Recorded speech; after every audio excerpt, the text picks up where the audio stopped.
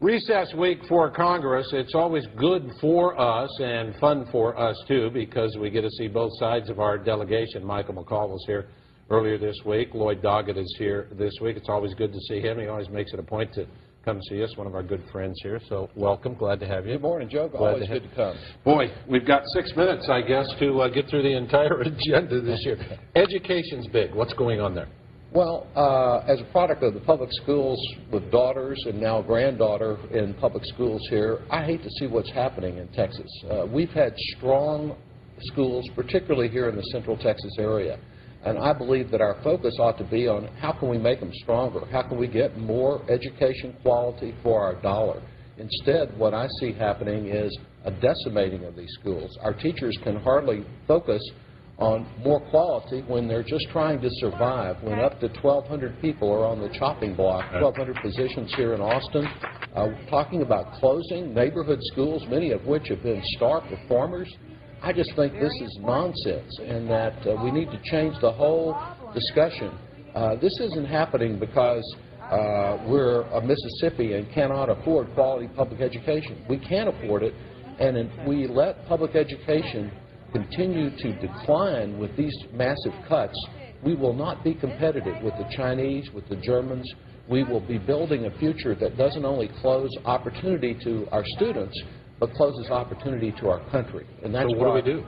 Well, one of the modest things that I've been involved in now for over a year is just being sure that if we approve any federal aid to education in Washington, it actually aids schools in Texas.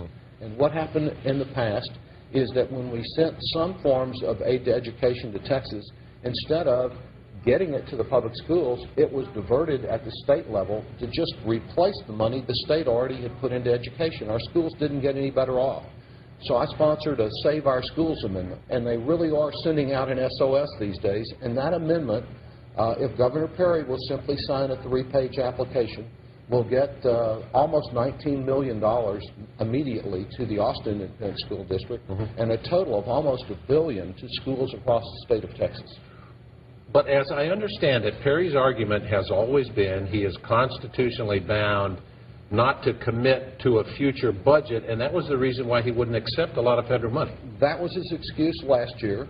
Now we're in this year. The legislature is here. There's no reason he can't consult with the legislature just as he did when he signed the same type of application 2 years ago. That's what we're asking him to do.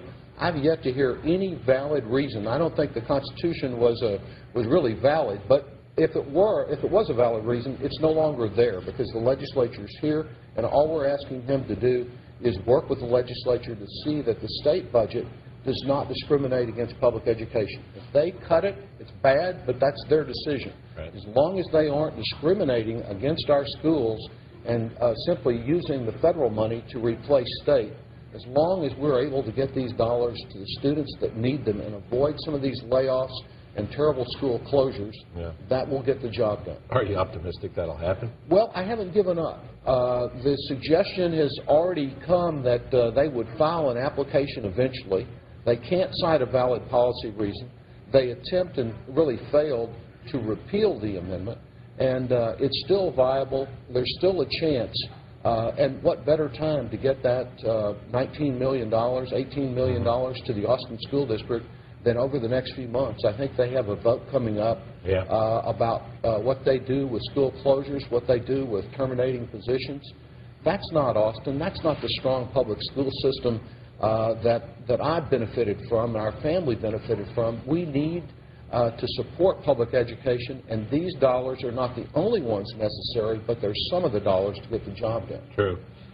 Your district ranges pretty far and wide, and it's kind of a screwy line there, so you're going to hear the same thing as you visit, are you not, everywhere? Well, you know, we've had such immense growth here in Travis County. Travis, Hayes, Bastrop, 3 of the fastest growing counties in the entire state. It ought to be relatively easy to do redistricting if Republicans aren't out on a vendetta against me personally as they have been in the past. Agreed. There's no doubt that this district would become smaller. We were fortunate that Texas gets 4 new members of Congress. But I think people need to be vigilant about this redistricting process. The numbers are all out. The maps are being drawn. I expect to be back with you to talk about the specifics. I have had a chance to represent much of Texas, just not all at the same time, Joe. Yeah, and who knows where next. How far are you going to range far and wide on your visit? All the way through the district? Well, I will continue being out to visit with people, mostly here in the Central Texas, immediate Central Texas area. The area I have now, I would expect to contract a good bit because of the growth that we've had here. Yeah. And I've made it very clear, I'm an Austinite. I plan to run in whatever portion of the district that they draw that has the most folks that I grew up with in Central Texas. I'm pleased with the district I have now. I'd be pleased to continue representing it.